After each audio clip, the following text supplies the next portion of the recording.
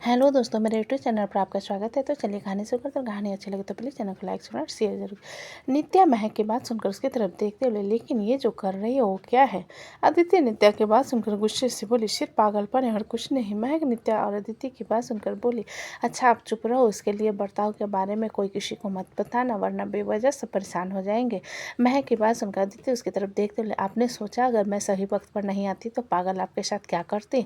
अदिति के बात पर नित्या थोड़ी हैरान होते बोले, क्या हुआ? मेरे आने से पहले कुछ हुआ था क्या? मैंने बस इतना देखा कि वो नाप शराब कह रही थी। नित्या के बात पर आदित्य अपना सिर हिलाते हुए महक की तरफ इशारा करके बोली, दीदी के गले को दबा रही थी। ये सुनकर नित्या की आंखें हैरानी से बड़ी हो गई, जिस पर महक अपना सर नहीं में हिलाते हुए नित्या से बोली, वो मुझे नहीं मारना चाहते, वो तो मुझे माही समझकर मारने की कोशिश कर रही थी। नित्या महक की बात सुनकर अपना सिर हिलाते हुए बोली, मुझे सारा मजरा समझ आ रहा है। मुझसे नफरत करती है क्योंकि मैं चित्रांग भाई की बहन हूँ, और चित्रांग भाई की हालत मेरे डैड के कारण वो सब कुछ हुई थी। और जब चित्रांग भाई उससे दूर हो गए क्योंकि करण की शादी माही के साथ होने वाली थी, और मेरे कारण चित्रांग भाई ने माही से शादी कर ली और ये अकेली हो गई। महक नित्या की बात सुनकर उसकी तरफ देखते हुए बोली, तुम कहना चाहती हो कि उसका अकेलापन ही उसका सबसे बड़ा दुश्मन है? नित्या महक की बात अपना सिर हिलाते हुए बोली, हाँ, कभी कभी इंसान अकेलेपन में इतना हद तक डिप्रेशन में चला जाता है कि वो ज़बरदस्ती लोगों से रिश्ते बनाने की कोशिश करने लगता है।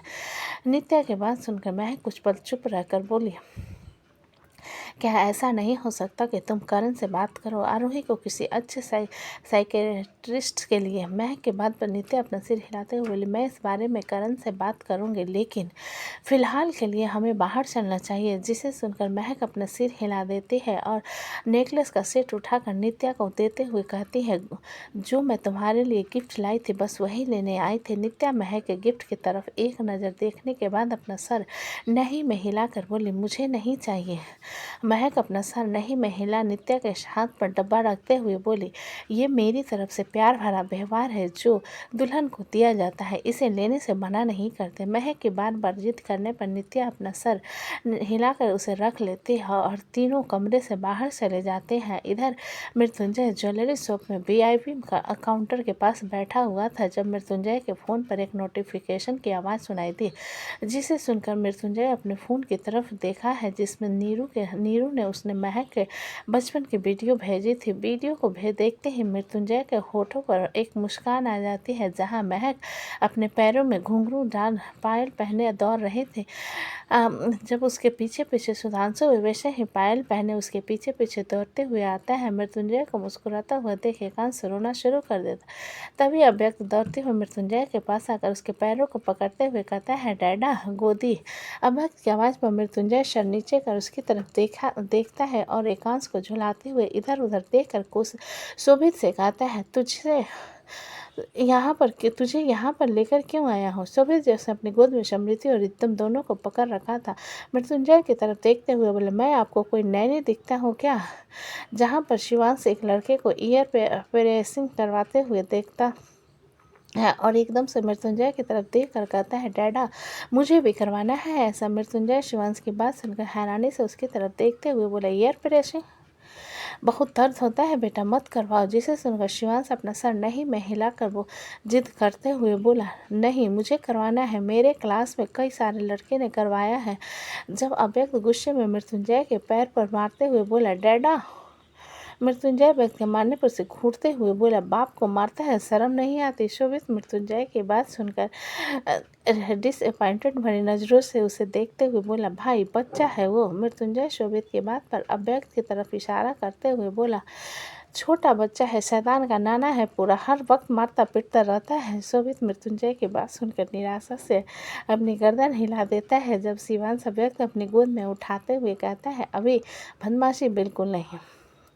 अव्यक्त शिवांश की बात सुनकर अपना सर झुका लेता है जब उन सब के कानों में बच्चे के रोने की आवाज़ सुन जाती है। सब लोग उसे तरफ देखते हैं जहाँ पर एक लड़की के कान छिदवाए जा रहे थे। जब वहाँ पर शॉप का ऑनर आकर मृत्युंजय से बोला, हेलो मिस्टर सारंग, काफ़ी वक्त बाद आपसे मुलाकात हुई।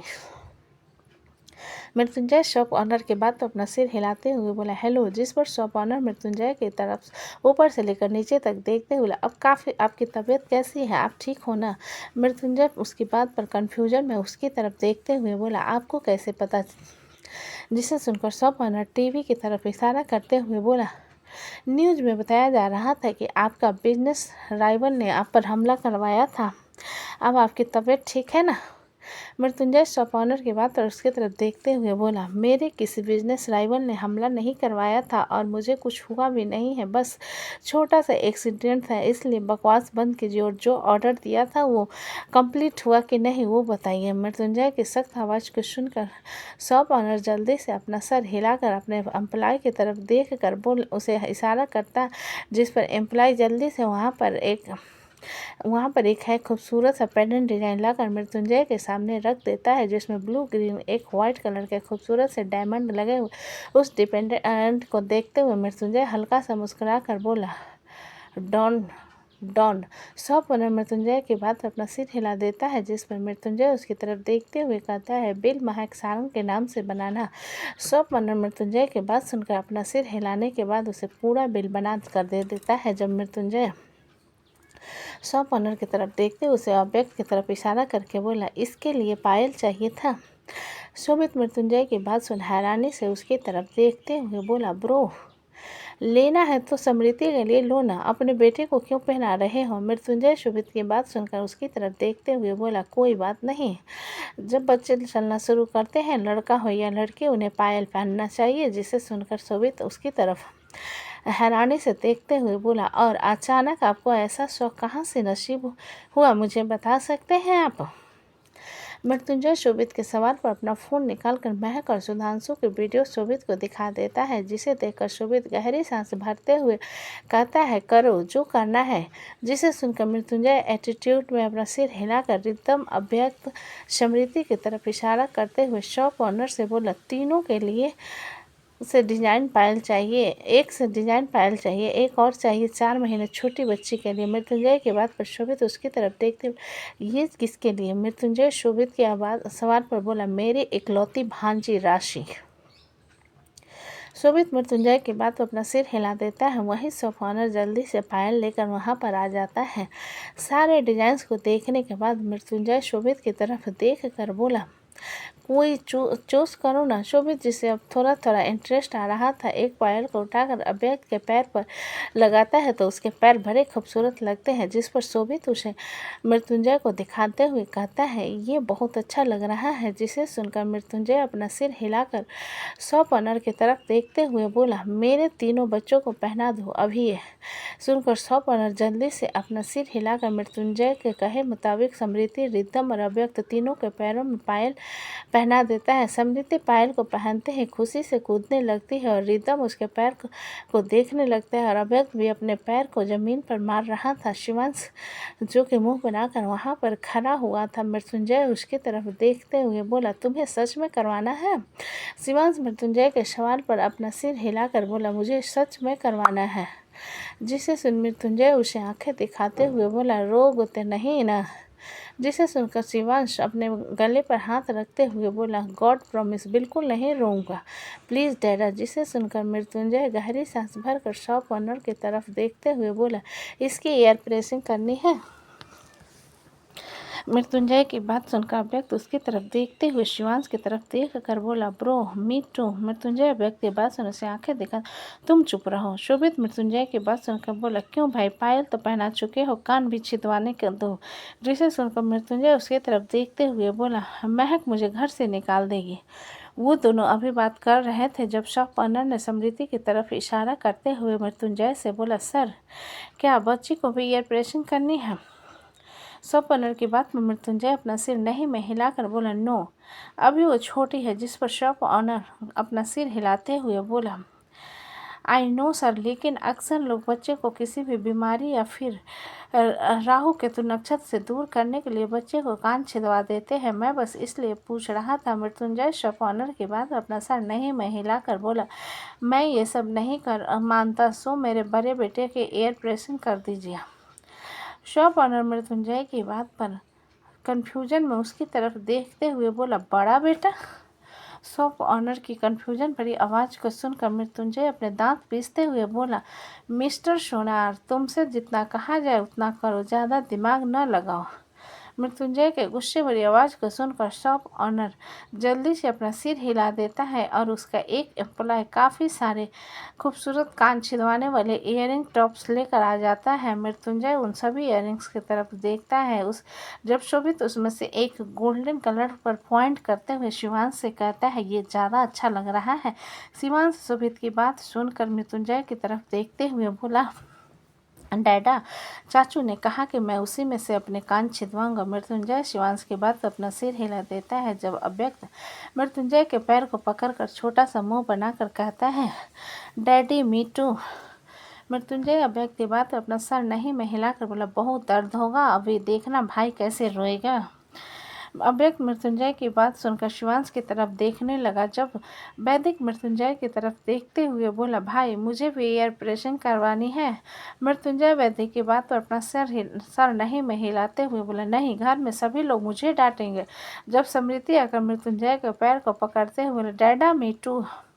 मृत्युंजय परेशान भरी आंखों से उन लोगों की तरफ देखने लगा। जब एक एम्प्लॉय शिवांश के कानों को प्रेसिंग कर देता है, जिस पर शिवांश बिल्कुल भी नहीं रोता और होने के बाद मिरर में देखते हुए मृत्युंजय से कहता है, सी कितना अच्छा लग रहा है। शोभित शिवांश के कंधे को थपथपाते हुए बोला, सच में शिव अच्छा लग रहा है। फिर मृत्युंजय की तरफ देखते हुए बोला, ब्रो आप भी ब्लैक डायमंड में करवा लो ना, बहुत अच्छे लगोगे। मृत्युंजय शोभित की बात सुनकर उसे घूरते हुए बोला, लड़की दिखता हूँ तुम्हें। शोभित अपना सर नहीं में हिलाकर बोला, बात लड़की वाली नहीं है। सुना है कि कई लोगों का एंगर इशू होता है तो उनके कान छिदवा देने से उनका गुस्सा कंट्रोल में होता है, जिसे सुनकर शॉप ऑनर शोभित के साथ देते हुए मृत्युंजय से बोले, मिस्टर सारंग बिल्कुल सही कह रहे हैं, कई सारी प्रॉब्लम्स दूर होती हैं। उन लोगों की बात सुनते हुए मृत्युंजय शिवांश की तरफ देख कर बोला, तुम्हारी मम्मी मुझे मारेगी तो नहीं ना।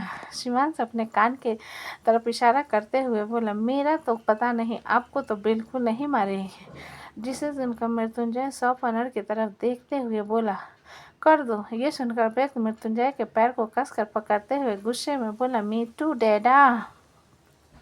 उसके चिल्लाने पर मृत्युंजय उसे घूरते हुए शोभित से बोला, इसे पकड़ो।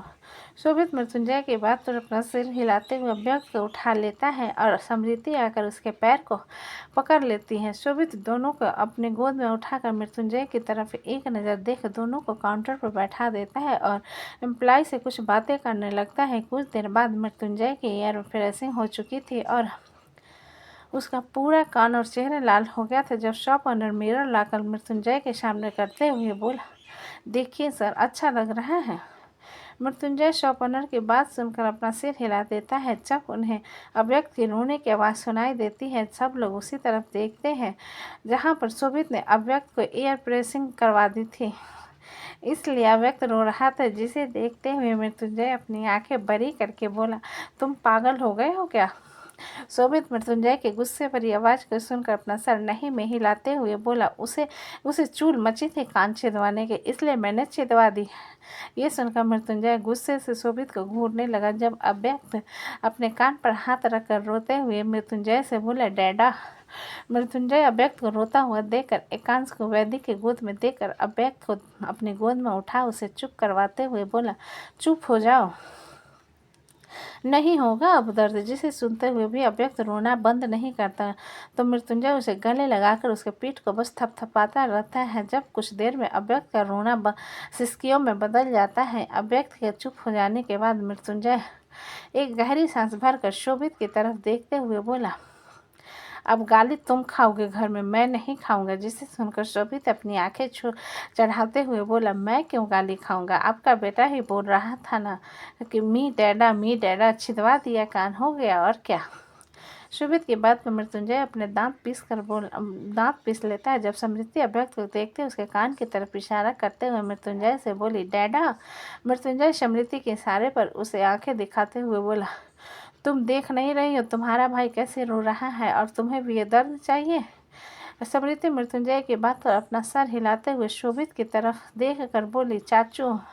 शोभित समृति की बात पर अपना सिर हिलाकर बोला, क्यों नहीं, तुम्हें भी तो प्रसाद चखना चाहिए ना। मृत्युंजय शोभित की बात सुनकर उसे डांटते हुए बोला, शोभित बिल्कुल नहीं, वैशाली मुझे घर से निकाल देगी। शोभित मृत्युंजय की बात को इग्नोर कर समृद्धि को अपनी गोद में उठाकर एम्प्लॉय की तरफ देखते हुए बोला, गोल्ड, और दोनों कान में। एम्प्लॉय शोभित की बात सुनकर अपना सिर हिला देता है और समृद्धि के दोनों कान को छिदवा दिया जाता है। समृद्धि इस बुरी तरीके से रो रही थी और शोभित उसे बस थपथपाते हुए चुप करवा रहा था। जब मृत्युंजय शोभित की गोद से समृद्धि को लेकर अव्यक्त को उसकी गोद में थमाते हुए बोला, मेरी बेटी को रुला दिया। दीपांजलि जो कब से खड़ी उन लोगों को देखे जा रही थी, मृत्युंजय की बात सुनकर बोली, फूफा जी, जब मैं छोटी थी तब डैडी ने करवाए थे। मृत्युंजय दीपांजलि की बात सुनकर अपने कान को छूते हुए बोले, मैं इस दर्द को महसूस कर सकता हूँ। शोभित अपनी गर्दन नहीं में हिलाते हुए शॉप ऑनर की तरफ देखकर बोला, बिल बनाओ। शॉप ऑनर अपना सिर हिला देता है, जिस पर मृत्युंजय ऑनर की तरफ देखते हुए कहता है, शोभित सारंग के नाम से बनाना। ये सुनकर शोभित मृत्युंजय की तरफ देखते हुए बोला, क्यों, मेरे नाम से क्यों?